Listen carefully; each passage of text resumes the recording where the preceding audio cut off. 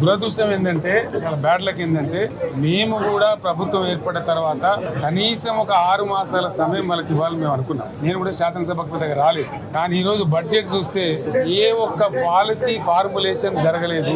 రాష్ట్రానికి సంబంధించినటువంటి ఏ ఒక్క విషయంలో కూడా ఈ అర్భక ప్రభుత్వం ఇప్పటి వరకు పాలసీ ఫార్ములేషన్ చేసినట్టుగా కనపడలేదు. వ్యవసాయం ఉంది, మాకు స్పష్టమైన అవగాహన ఉండే ఈ రాష్ట్రంలో వ్యవసాయ స్థిరీకరణ జరగాలని మేము 2 పంటలకు కూడా ఇచ్చినాం రైతు బంధు.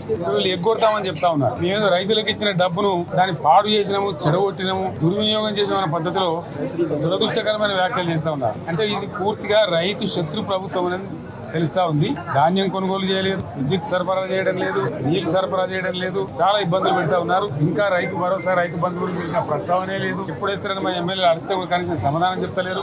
కాబట్టి రైతులను వంచింది ప్రభుత్వం, వృత్తి కార్మికులను వంచింది. ఒక్క పాలసీ, ఇండస్ట్రియల్ పాలసీ ఏమిటి? ఏమి లేదు. But gas trash